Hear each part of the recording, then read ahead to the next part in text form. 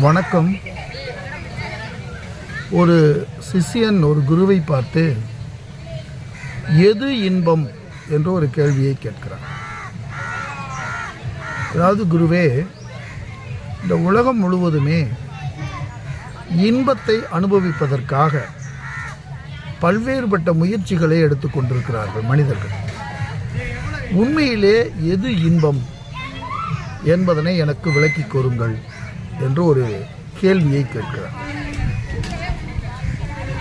அதாவது, குரு அதற்கான பதிலை விளக்கி கூறுகிறார். அதாவது, இன்பம் என்பது இந்த உலகப் பொருட்களிலிருந்து நமக்கு ஞானேந்திரியங்களின் மூலமாகவும் பல்வேறுபட்ட இந்திரியங்களின் அனுபவமாக நமக்கு கிடைக்கப்பெறுகின்ற ஒன்றாக இருக்கிறது. அந்த இன்பம் என்பது ஒரு மனிதனுக்கு அறத்தால் நிகழ்வதாக இருக்கிறது. அறத்தால் வருவதே இன்பம். அந்த அறம் இல்லாமல் பெறுகின்ற எந்த ஒரு விஷயமாக இருந்தாலும் அது இன்பம் என்று நாம் கொள்ளலாகாது.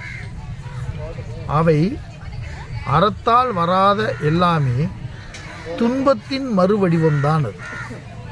அது மிக சொற்ப காலத்திற்கு அல்லது மிக பெரிய துயருக்கு அடிப்படையாக அமைவதாக அமையுமே ஒழிய, அறம் சாராத எந்த ஒரு இன்பத்தையும் நாம் அனுபவிக்க நினைப்பதோ அல்லது அதில் நிரந்தரமான இன்பம் கிடைக்கும் என்று எண்ணி அதில் மயக்கமுற்று இருப்பதோ நலமாக அமையாது.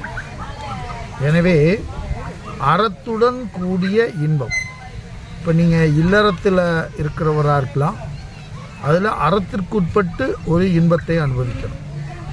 நீங்கள் துறவற தர்மத்தில் இருக்கக்கூடியவராக இருக்கலாம், அந்த துறவற தர்மத்திற்கு உட்பட்ட ஒரு இன்பத்தினை அனுபவிப்பவராக நீங்கள் இருக்க வேண்டும். அதுபோல தான் நீங்கள் ஒரு வியாபாரியாக இருக்கலாம்.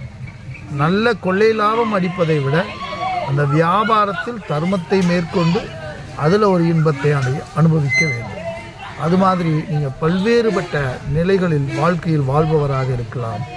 உங்களுடைய வாழ்க்கையில் நீங்கள் பெறப்போகின்ற இன்பம் அறத்தின் அடிப்படையில் அமைய வேண்டும் என்று குரு விளக்குகிறார். நன்றியும் வணக்கம்.